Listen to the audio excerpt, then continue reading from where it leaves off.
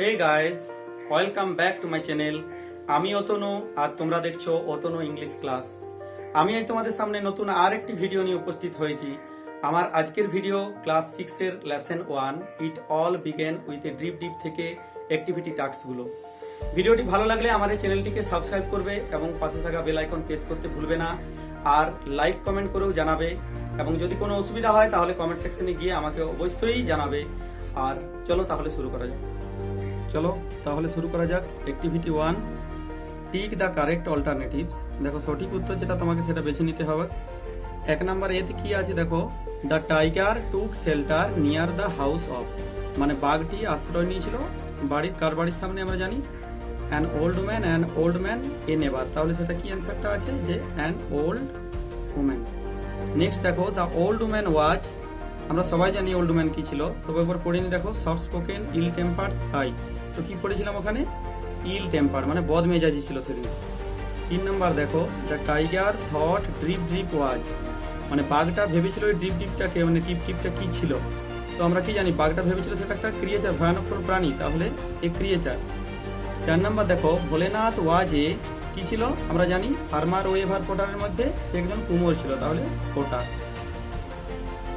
দেখো অ্যাক্টিভিটি 2 তে কি বলেছে, rearrange the following sentences in the correct order and put the numbers in the given boxes, মানে আমাকে এই যে বাক্যগুলো দেওয়া আছে এগুলো এলোমেলো সাজানো আছে, তো এগুলোকে আমাকে সঠিকভাবে অর্ডার অনুযায়ী সাজাতে হবে, যে ঘটনা অনুযায়ী, এবং এখানে নাম্বারিংগুলো পাশের বক্সে এখানে লিখে দিতে হবে। দেখো 1 নাম্বারটা তোমাদের করা আছে, তো এখানে কি লেখা আছে যে tiger was caught in a storm, একটি বাঘ একটি ঝড়ের মধ্যে আটকে পড়েছিল। তাহলে 2 নাম্বার আমরা কোনটা লিখতে পারি, এখানে দেখো এগুলোর মধ্যে থেকে, তার মধ্যে ঘটনা অনুযায়ী দেখো আমি তোমাদেরকে দেখিয়ে দিচ্ছি। তো 2 number, the tiger took shelter outside an old man's হাট, আমি ঘটনা অনুযায়ী তোমাদের বলে যাচ্ছি, একটি বাঘ ঝড়ের মধ্যে আটকে পড়েছিল, 1 নাম্বার হলো। 2 নাম্বার আমরা বাঘটি একটি আশ্রয় নিয়েছিল কোথায় না, outside an old women's heart, ওই মহিলাটির কুড়ে ঘরের বাইরে, তাহলে আমরা এখানে এটা 2 নাম্বার করতে পারি, এটা 2 নাম্বার। 3 নাম্বার দেখো সেটা কোথা থেকে আমরা পাবো না, লাস্টে দেখো এখানে যে বাক্যটা আছে, the old woman was ill temper that night, ওই দিন রাত্রিতে বৃদ্ধ মহিলাটি খুব খিটখিটে ছিল, তাহলে এটা আমরা 3 নাম্বার করলাম। আর 4 নাম্বার কোথা থেকে আমরা পাচ্ছি না, দেখো she pushed her bed around the room to keep it dry, সে বিছানাটাকে রুমের মধ্যে এদিক ওদিক ঠেলে সরাচ্ছিল এটাকে শুকনো রাখার জন্য, তাহলে এটা আমরা 4 নাম্বার করলাম। 5 নাম্বার আমরা কোনটা করব, দেখো 5 নাম্বার হচ্ছে Bholenath was looking for his donkey, Bholenath তার গাধার খোঁজ করছিল, তাহলে এটা আমরা 5 নাম্বার করলাম। আর 6 নাম্বার দেখো যেটা হচ্ছে কি না, Bholenath saw an animal huddled against the wall of the woman's hut, মানে ভোলেনাথ দেখলো একটা প্রাণীকে কোথায় লুকিয়ে থাকতে, দেখো সেই মহিলার কুড়ে ঘরের দেওয়াল ঘেঁষে, তাহলে এটা 6 নাম্বার। তাহলে আমরা ঘটনাগুলো দেখো পরপরই পেলাম, কি পেলাম যে 1 নাম্বার দেখো এই একটি বাঘ আটকে পড়েছিল ঝড়ের মধ্যে। 2 নাম্বার পেলাম বাঘটি আশ্রয় নিয়েছিল ওই বৃদ্ধ মহিলার কুড়ে ঘরের বাইরে। 3 নাম্বার দেখো যেটা আমরা পেয়েছি কি না, ওই বৃদ্ধ মহিলাটি ওই দিন রাত্রিতে খিটখিটে ছিল। 4 নাম্বার কি পেয়েছিলাম না, সে তার বিছানাটাকে রুমের মধ্যে এদিক ওদিক ঠেলে সরাচ্ছিল শুকনো রাখার জন্য। 5 নাম্বার পেলাম ভোলেনাথ তার গাধাটির খোঁজ করছিল। 6 নাম্বার কি না, সে দেখলো ওই প্রাণীটাকে বৃদ্ধ মহিলার কুড়ে ঘরের ওই দেওয়াল ঘেঁষে লুকিয়ে থাকতে, এটা 6 নাম্বার। তো দেখো অ্যাক্টিভিটি 3 তে কি বলা হয়েছে, অ্যান্সার দ্য ফলোইং কোয়েশ্চেন, এখানে বলা হয়েছে হোয়াট ডু ইউ থিঙ্ক, তোমার কি মনে হয় যে উড ভোলেনাথ রিঅ্যাকশন বি, ভোলেনাথের আচরণটা কেমন হতো, ইফ হি নিউ, যদি সে জানতে পারতো, that the animal huddled in the dark, মানে অন্ধকারে লুকিয়ে থাকা ওই প্রাণীটি ওয়াজ অ্যাকচুয়ালি টাইগার, আসলে একটা বাঘ। তো এটা দেখো একটা এই অ্যাক্টিভিটির মধ্যে অপশনাল অ্যাক্টিভিটি, যেটা আমরা দেখো এখানে কি বলতে পারি না, ভোলেনাথ আমরা লিখে দেব যে আই থিঙ্ক ভোলেনাথ, ই ভোলেনাথ কি না, Bholenath might have lost his senses or might have run away if he knew that the animal huddled in the dark was actually tiger, এটা আমাদের বললেই এখানে হয়ে যাবে অ্যান্সারটা। এখানে আমরা কি বুঝলাম যে ভোলেনাথ যদি জানতে পারতো যে অন্ধকারে লুকিয়ে থাকা প্রাণীটি একটা বাঘ, তাহলে হয়তো সে তার জ্ঞান হারাতো, বা অথবা হয়তো সে সেখান থেকে ভয়ে দৌড়ে পালাতো। এটাই আমাদের উত্তর, এটা আমাদের নিজেদের মতামত, এটা আমাদেরকে বলতে বলা হয়েছে।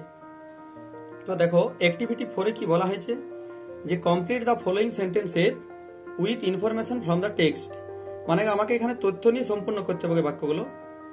তো দেখো, the tiger was frightened because, তো দেখো অ্যান্সারটা আমরা এখানে লিখেছি, কোশ্চেনটা এতদূর পর্যন্ত। তারপর কি লিখেছি দেখো, the tiger took Bholenath as the terrible drift, বাঘটি ভীত হয়েছিল কারণ ওই বাঘটি ভোলেনাথকে ভেবেছিল সেই ভয়ানক টিপটিপটি, মানে যেটাকে সে প্রাণী ভেবেছিল টিপটিপটাকে।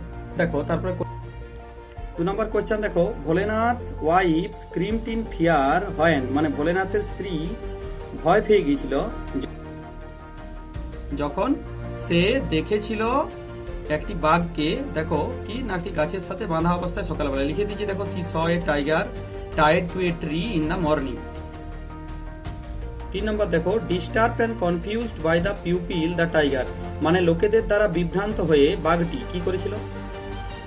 দেখো লিখেছি, chewed through the rope and ran away to the jungle, মানে দড়িটি চিবিয়ে দিয়েছিল এবং জঙ্গলে পালিয়ে গিয়েছিল দৌড়ে।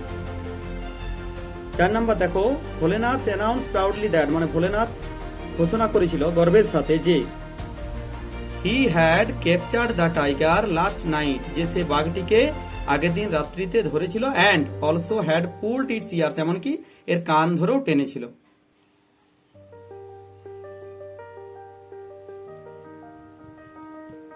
দেখো অ্যাক্টিভিটি 5-এ অ্যান্সার দ্য ফলোইং কোশ্চেন, নিচের প্রশ্নগুলির উত্তর দিতে বলা হয়েছে। তো ফার্স্ট কোশ্চেন দেখো কি বলা হয়েছে, why did Bholenath bring the tiger home, মানে ভোলেনাথ কেন বাঘটিকে বাড়িতে টেনে নিয়েছিল। চলো উত্তরটা আমরা এখানে নিচে লিখেছি, দেখো দেখা। তো লিখেছি দেখো, Bholenath mistook the tiger for his lost donkey, মানে ভুল করে ভোলেনাথ তার ওই বাঘটিকে তার গাধা ভেবেছিল, and brought the tiger home, এবং বাড়িতে টেনে নিয়েছিল ওই বাঘটিকে। নেক্সট দেখো, what made the neighbour come running out of their hearts, মানে ওই প্রতিবেশীরা কেন তাদের কুড়ে ঘর থেকে বেরিয়ে এসেছিল। The scream of Bholenath's wife made the neighbours come running out of their hearts, মানে ওই ভোলেনাথের স্ত্রীর চিৎকার ওই প্রতিবেশীদের বা গ্রামবাসীদের কি না বাড়ি থেকে বার করে নিয়ে এসেছিল। নেক্সট দেখো, why were the villagers relieved, গ্রামবাসীরা কেন স্বস্তি পেয়েছিল। দেখো লিখেছি, দ্য ভিলেজার্স ওয়ার রিলিভড, গ্রামবাসীরা স্বস্তি পেয়েছিল because the tiger had gone to the jungle at last, শেষ পর্যন্ত বাঘটি জঙ্গলে চলে গিয়েছিল। লাস্ট কোশ্চেন দেখো, how did the king reward Bholenath for his bravery, মানে কিভাবে ভোলেনাথকে রাজা পুরস্কৃত করেছিলেন তার সাহসিকতার জন্য। তো king made Bholenath the commander in chief of his army, মানে রাজা ভোলেনাথকে তার সৈন্যদলের সেনাপতি করেছিল। Also he gave Bholenath and his wife a huge house, মানে সে তার ভোলেনাথ এবং তার স্ত্রীকে একটা বিরাট প্রকাণ্ড বাড়িও দিয়েছিল। দেখো অ্যাক্টিভিটি 6, এখানে কি বলা হয়েছে, write T for true and F for false statements, মানে আমাকে সঠিক উত্তরটার জন্য আমাকে টি লিখতে হবে এবং যেটা মিথ্যা যেটা দেওয়া আছে সেটার জন্য আমাকে এফ লিখতে হবে। ইন দ্য গিভেন বক্সেস, মানে পাশে দেওয়া এই বক্সগুলোতে। Give supporting statement for each of your answer, তোমার উত্তরের সপক্ষে তোমাকে একটা যুক্তি দিতে হবে সাপোর্টিং স্টেটমেন্ট হিসাবে। তো আমরা চলো দেখো এখানে লিখে নিই সাপোর্টিং স্টেটমেন্টগুলো, আমি তারপর তোমাদের ওখানে বইয়ের ইয়া থেকে দেখিয়ে দেবো। Bholenath did not know how to ride a horse, মানে ভোলেনাথ জানতো না কিভাবে একটা ঘোড়ায় চড়তে হয়। তো আমরা এটা জানি যে সাপোর্টিং স্টেটমেন্ট হিসাবে কি না, এটা সত্যই যে ভোলানাথ সত্যিই জানতো না ঘোড়ায় চড়তে, তাহলে এটা আমাদেরকে টি লিখতে হবে। চলো সাপোর্টিং স্টেটমেন্টটা আমি বইয়ের ওখান থেকে দেখাচ্ছি। দেখো এখানটা লিখতে হবে তোমাদের, I don't even know how to ride a horse, এতটা লিখলেই হবে। The king sent Bholenath a magnificent elephant, মানে রাজা ভোলেনাথকে একটি সুন্দর হাতি পাঠিয়েছিল, এটা ঠিক কি? তাহলে এটা আমাদের লিখতে হবে এফ। চলো আমি সাপোর্টিং স্টেটমেন্টটা ওখানে দেখিয়ে দিচ্ছি।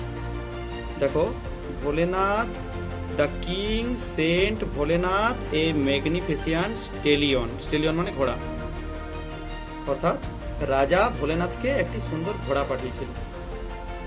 দেখো the enemy soldiers were happy to see Bholenath, মানে শত্রু সৈন্যরা ভীষণ খুশি হয়েছিল ভোলেনাথকে দেখে, এটাও ফলস, কারণ আমি সাপোর্টিং স্টেটমেন্টটা তোমাদেরকে দেখাচ্ছি। দেখো the enemy soldiers were astonish to see, এটা লিখলেও চলবে, আবার এটাও তোমরা লিখতে পারো যে দে ওয়ার গ্রেটলি স্ক্যার্ড, এটা লিখলেও তোমাদের সাপোর্টিং স্টেটমেন্টটা ঠিক হবে। মানে দেখো কি না, ওই শত্রু সৈন্যরা অবাক হয়েছিল তাকে দেখে, এটাও লিখতে পারো। আবার তারা ভীষণ ভীত হয়েছিল, এটাও লিখতে পারো। 4 নম্বর দেখো লাস্টে যেটা দেওয়া আছে, Bholenath defeated the enemy soldier single handedly, মানে ভোলেনাথ সৈন্যদেরকে, শত্রু সৈন্যদের পরাজিত করেছিল একা হস্তেই। তাহলে এটা কি? এটা ট্রু, আমরা জানি। দেখো এখানে দেওয়া আছে, এটা লিখবে যে this must be some great warrior come single handedly to defeat us, যে কি এটা অবশ্যই কোনো একটা বিখ্যাত যোদ্ধা যে একাই এসেছে আমাদের পরাজিত করতে।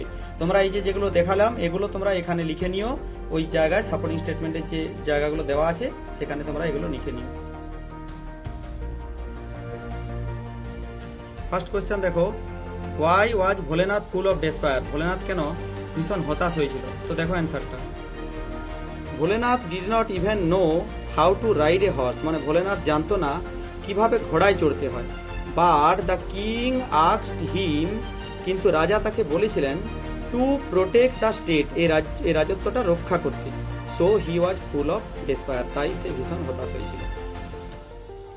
How did his wife help him to overcome his trouble, কিভাবে তার স্ত্রী তাকে সাহায্য করেছিল তার ওই সমস্যা থেকে কাটিয়ে উঠতে।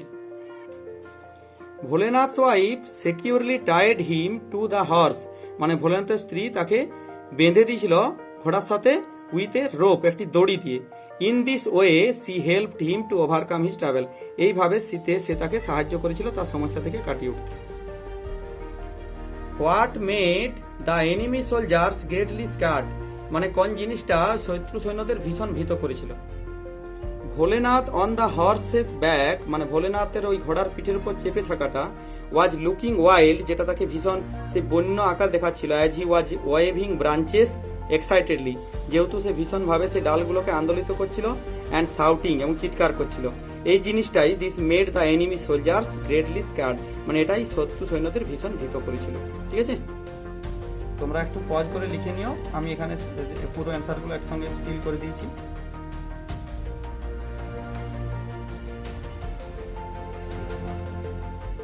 দেখো last question, do you think Bholenath could truly be called a legendary character, মানে তোমার কি মনে হয় ভোলেনাথকে সত্যভাবে বলা যেতে পারে একটা বীর চরিত্র?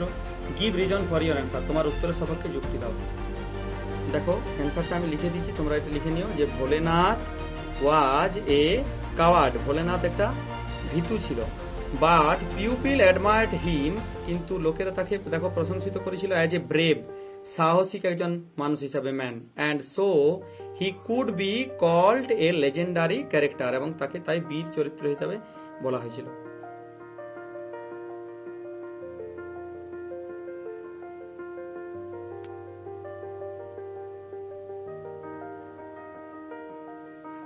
তো দেখো এখানে রিড দ্য ফলোয়িং সেন্টেন্সেস, এবং নিচের বাক্যগুলো পড়তে বলা হয়েছে। আন্ডারলাইন দ্য নাউন্স, সেই নাউনগুলো তোমাকে দাগ দিতে বলা হয়েছে। Which indicated either state of being or a quality of mind, মানে এটা আমাকে কোন নাউনগুলো বলা হয়েছে? অ্যাবস্ট্রাক্ট নাউনগুলো। তো দেখো the king is known for his kindness, তাহলে আমরা কোনটা পাচ্ছি? এখানে কাইন্ডনেসটা পাচ্ছি, তাহলে এটা আন্ডারলাইন করে দিও। The beauty of the flower attracted me, মানে ফুলটির সৌন্দর্য আমাকে আকৃষ্ট করেছিল, এখানে তাহলে কোনটা অ্যাবস্ট্রাক্ট নাউন? সৌন্দর্য। চাইল্ডহুড ইজ ফান, মানে শৈশবকালটা খুব মজার, এখানে কোনটা? না শৈশবকাল, তাহলে childhood. India attend freedom in 1947, Bharatvarsha স্বাধীনতা অর্জন করেছিল 1947-এ, এখানে ফ্রিডম।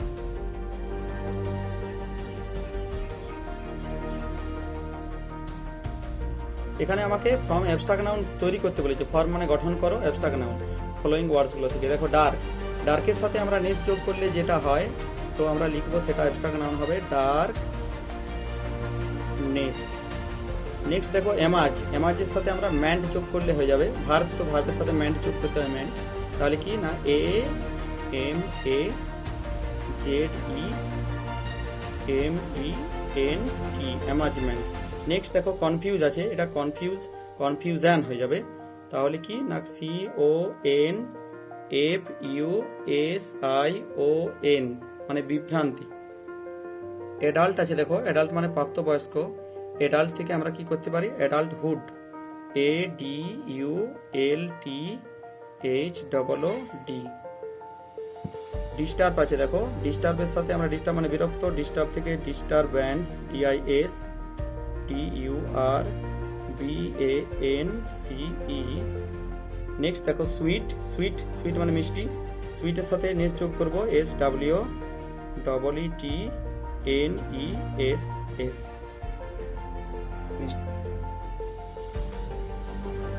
দেখো অ্যাক্টিভিটি 8 সি আছে, কি আছে, underline the word that indicated a group of people, animals and things. মানে এখানে আমাকে দাগ দিতে বলেছে কোনগুলো না, কালেকটিভ নাউন যেগুলো। তাহলে কি না, I saw a crowd in front of the shop, এখানে কোনটা কালেকটিভ নাউন, আমি দেখেছিলাম একটা ভিড়, তাহলে এখানে ক্রাউড হচ্ছে কালেকটিভ নাউন, এটা আমি আন্ডারলাইন করে দিই। দেখো a herd of cattle is passing by, মানে একটা গবাদি পশুর দল পেরিয়ে যাচ্ছিল, তাহলে কোনটা, দলটা, এখানে হার্ড। নেক্সট দেখো our school cricket team has won, আমাদের স্কুলের ক্রিকেট দলটা জিতেছে। দেখো কি, এখানে আমাদের টিমটা পাচ্ছি, তাহলে collective noun. A bunch of flowers, মানে ফুলের থোকা, ওয়াজ কেপ্ট ইন দ্য ভেস, রাখা হলো, কোথায় রাখা হয়েছিল না, ওই ফুলদানির মধ্যে, তাহলে এখানে থোকা, bunch.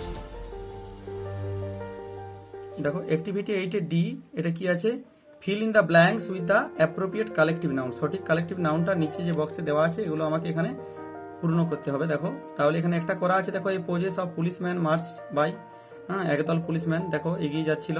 I bought a dash of grapes, মানে আঙ্গুরের থোকা হয়, তাহলে থোকার ইংরেজি যেটা নিচে দেওয়া আছে সেটা বাঞ্চ, তাহলে আমরা এখানে বসাতে পারি a bot bunch, BUNCH, bunch of grapes from the market, বাজার থেকে নিয়েছিলাম, মানে কিনেছিলাম। A dash of sheep was grazing in the field, মানে কি এখানে ভেড়ার দল কি চড়ছিল মাঠের মধ্যে, তাহলে দল কোনটা, ভেড়ার দলকে বলা হয় ফ্লক, এখানে আমরা লিখতে পারি তাহলে FLOCK, flock of sheep. Next দেখো I saw a dash of bees, মানে এখানে মৌমাছির যে দলটা সেটা বলতে হবে আমাকে, তো এখানে কোনটা না, সোয়ার্ম শব্দটা আমরা মৌমাছির দলের ক্ষেত্রে ব্যবহার করি, তাহলে এখানে আমরা লিখবো সোয়ার্ম, SWARM। নেক্সট দেখো the dash is very noisy, কোনটা খুব গোলমালপূর্ণ না, এখানে যেটা দেওয়া আছে ক্লাস, তাহলে ক্লাসটাই আমরা লিখে নিই, শ্রেণীটা।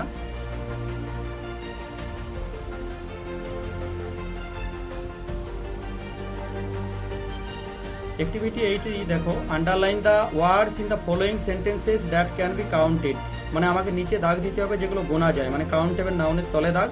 Circle the words that can not be counted, মানে যেগুলো কি আনকাউন্টেবল নাউন সেগুলোকে আমাকে গোল দিয়ে বোঝাতে হবে, দাগ দিয়ে সার্কেল করে। আই এম রিডিং এ বুক, এখানে নাউন আছে বুক, বুকটা আমরা গুনতে পারি, তাহলে এটা আমরা আন্ডারলাইন করব। দেখো আয়রন ইজ ইউজফুল মেটাল, এখানে আয়রন আছে নাউন, মানে লোহা একটা ব্যবহারিক ধাতু, এটা আনকাউন্টেবল নাউন, তাহলে এটা আমরা সার্কেল করে দেখাবো। নেক্সট দেখো স্নোই ইজ হিজ পেট ডগ, স্নোই হচ্ছে তার একটা পোষা কুকুর, এখানে যে ডগ নাউনটা আছে এটা গোনা যায়, কাউন্টেবল, তাহলে আমরা আন্ডারলাইন করব। She has a long hair, তার লম্বা চুল আছে, এখানে চুলটা আনকাউন্টেবল নাউন, তাহলে এটা আমরা সার্কেল করে দেখাবো। নেক্সট দেখো অ্যাক্টিভিটি 8 কি আছে, এখানে রিড দ্য সেন্টেন্সেস কেয়ারফুলি, নিচের বাক্যগুলো পড়তে বলা হয়েছে, and put the underline words in the correct columns. আমরা শব্দগুলো একবার দেখে নিই এখানে, তারপর তোমাদের আমি বলে দিচ্ছি, তোমরা এখানে দেখো পরের পাতায় যে এখানে কলাম দেওয়া আছে সেই কলামে তোমাদের এগুলো বসাতে হবে। কি বলা হয়েছে যে এখানে মিল্ক, ডোর, সুগার, মার্কেট, চিলড্রেন, টয়েজ, এই যে শব্দগুলো যেগুলো আন্ডারলাইন করা আছে এই শব্দগুলো তোমাদেরকে ওখানে বক্সের পাশের বক্সে বসাতে হবে। তো চলো আগে আমরা একবার পাশের বক্সটা দেখে নিই। তো দেখো এখানে যে বক্সটা করা আছে, এখানে কাউন্টেবল নাউন্সের একটা বক্স করা আছে এবং এখানে আনকাউন্টেবল নাউন্সের একটা বক্স করা আছে। তো আমাকে যেগুলো গোনা যায় সেটা এই বক্সের মধ্যে বসবে, আর যেগুলো গোনা যায় না সেগুলো আনকাউন্টেবল নাউনের বক্সে বসে দেবো। চলো তাহলে আমরা আগের আবার সেন্টেন্সে ফিরে যাই।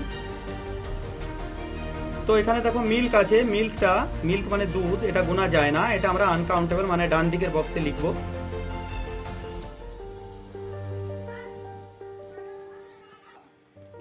নেক্সট দেখো দ্য ডোর ইজ ক্লোজড, এখানে ডোর, ডোর কি না, ডোরকে আমরা গোনা যায়, তাহলে আমরা এটাও কাউন্টেবলের ঘরে লিখবো।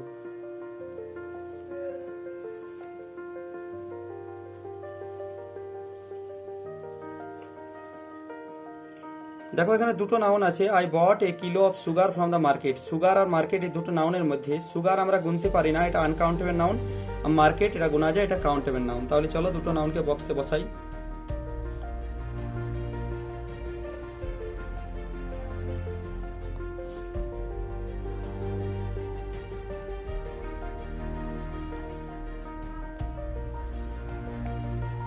নেক্সট দেখো চিলড্রেন প্লে উইথ টয়েস, তো এখানে দেওয়া আছে দেখো যে শিশুরা খেলা করে খেলনা নিয়ে, তো এখানে শিশুরা, এটা দেখো প্লুরাল করাই আছে, মানে এটা কাউন্টেবল নিশ্চয়ই।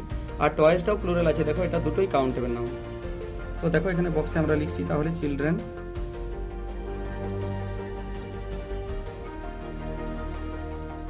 এবং দেখো টয়েসটাও লিখছি।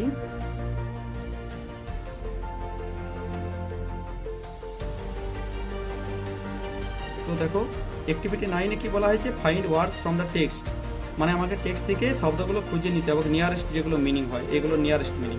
তো আমি আগে দেখো তোমাদেরকে লিখে দিচ্ছি এখানে, তারপর তোমাদের আমি ওগুলো শব্দগুলো দেখিয়ে দেবো। তো কিংলি দেওয়া আছে, কিংলি রাজকীয়, এই ওয়ার্ডটা আমরা আগেই পড়েছিলাম, সেটা কি হয় না রয়্যাল হয়।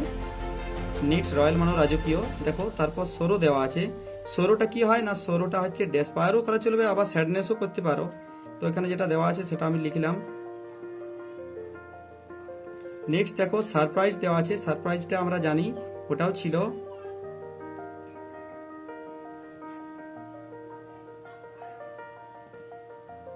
অ্যাস্টোনিশড। নেক্সট দেখো অ্যাফ্রেড দেওয়া আছে, অ্যাফ্রেডটা স্ক্যার্ড। তো দেখো এটাও ভীত হয়, স্ক্যার্ড মানে ভীত, অ্যাফ্রেড মানে ভীত, সারপ্রাইজ মানে বিস্মিত হওয়া, সরো মানে দুঃখিত। দেখো এখানে আর কিংলি মানে রাজকীয়। তো ওয়ার্ডগুলো চলো এগুলো লিখে নিবে তোমরা, আমি ওই টেক্সট থেকে দেখিয়ে দেবো তোমাদের। দেখো এখানে দেখিয়ে দিচ্ছি তোমাদের। তো দেখো এই যে ওয়ার্ডটা আছে রয়্যাল মানে রাজকীয়। নেক্সট দেখো ওয়ার্ডটা দেখিয়েছিলাম তোমাদের ডেসপায়ার। তো দেখো এই যে ওয়ার্ডটা অ্যাস্টোনিশড, নিচে দাগ দেওয়াই আছে এখানে এই ওয়ার্ডটা। আরেকটা শব্দ দেখো স্ক্যার্ড, এটার তলো দাগ দেওয়া আছে ভীত, যেটা বললাম। তো চলো আমি তোমাদের এই অ্যাক্টিভিটি পরবর্তী যে ভিডিওগুলো আছে, রাইটিংগুলো আছে, সেগুলো আমি পরবর্তী ভিডিওতে অবশ্যই আপলোড করব। আর যদি তোমাদের কোনো গ্রামার শেখার জন্য কোনো রিকোয়েস্ট থাকে তাহলে আমাকে অবশ্যই কমেন্ট সেকশনে জানাবে, আমি পরবর্তী ভিডিওগুলোতে সেগুলো দেওয়ার চেষ্টা করব। আজকের মতো এখানেই, পরবর্তী ভিডিওর জন্য অপেক্ষা করব।